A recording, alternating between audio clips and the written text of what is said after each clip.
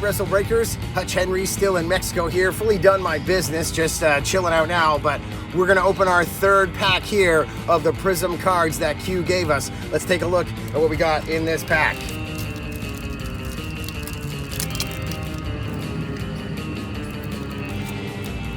All right, so our first card is T-Bar. Now, I love Donovan Dijak. Big fan of him from the ROH days before he got signed, as well as Punishment Martinez, Damian Priest. I'm a big ROH fan from all of the days. As much footage as I could get, tape trading, DVDs. They were big with the RF video and the DVDs back in the day. And of course, with I think what is now Wrestling Tees, Pro Wrestling Tees, the whole company there. I got a lot of that stuff back in the days, but I loved me some Donovan Dijak there in the dying days of ROH, the Sinclair days. But after his run in NXT, they brought him up and he became T-Bar. And Retribution, they got a lot of, they were fodder for mocking, let's say. They got mocked a lot, but here we go. Possessing a unique combination of size, athleticism, and a zest for mayhem, T-Bar caused chaos for months as part of Retribution. After that faction dissolved, T-Bar joined forces with Mace in the tag team division until they were split up in the 2021 draft, with T-Bar heading to SmackDown and doing pretty much nothing from there. T-Bar here, number 32 in our packs. So always loved me some Donovan Dijak. I don't know, I don't think he's signed with AEW or anybody yet. TNA, we'll see what's going on with Donovan Dijak, but I hope to see him. This guy's world championship material, and I kind of feel like WWE did him raw. But speaking of raw, let's see if we got a SmackDown or Raw star coming up next in the pack.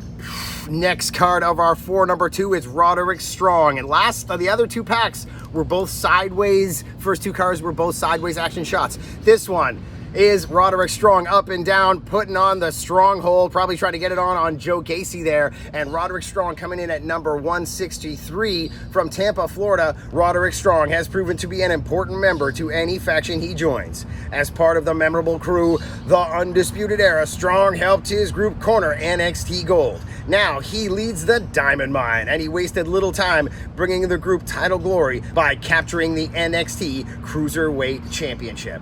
Now, of course, this is an NXT 2.0 card. I'm glad that I even know who Joe Gacy was. I really did check out when they went into NXT 2.0. But international champion, but currently AEW star, the whole neck thing that was going on for the last year or so, neck strong, love that. International champion, former international champion for a very short period of time. But Roderick Strong, one of my favorite people ever. Also, world championship material, but you know what? I think Donovan Dijak has it more.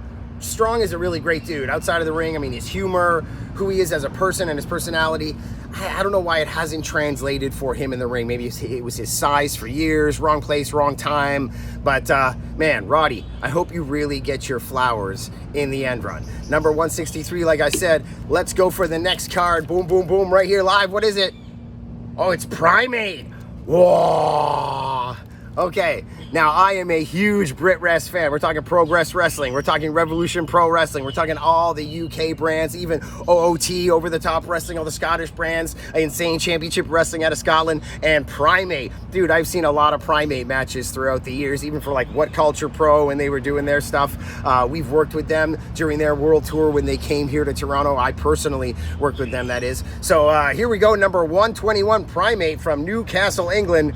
Primate was one half of NXT UK's most memorable tag teams as he formed the Hunt with Wild Boar. The duo went on a significant win streak and earned an NXT UK Tag Team Championship opportunity.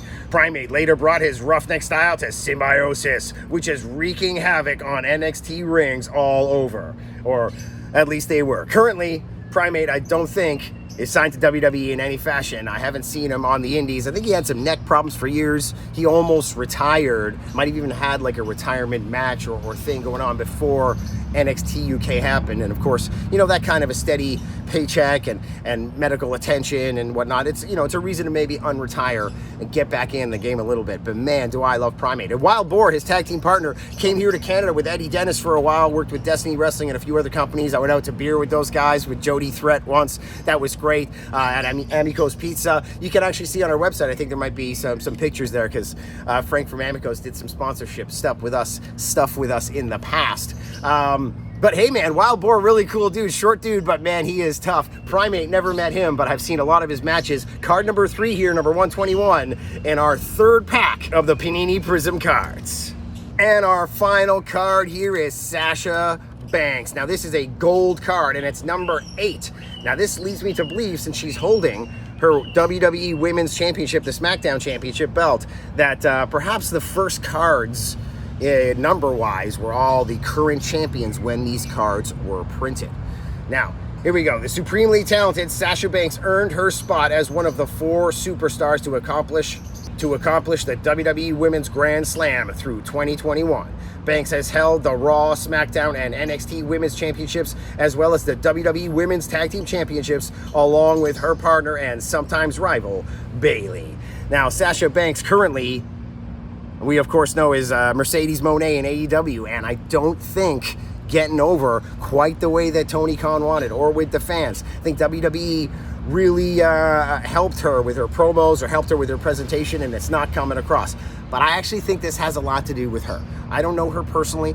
I don't like to make a lot of assumptions about people's motivations or personalities if I have not met them in any fashion.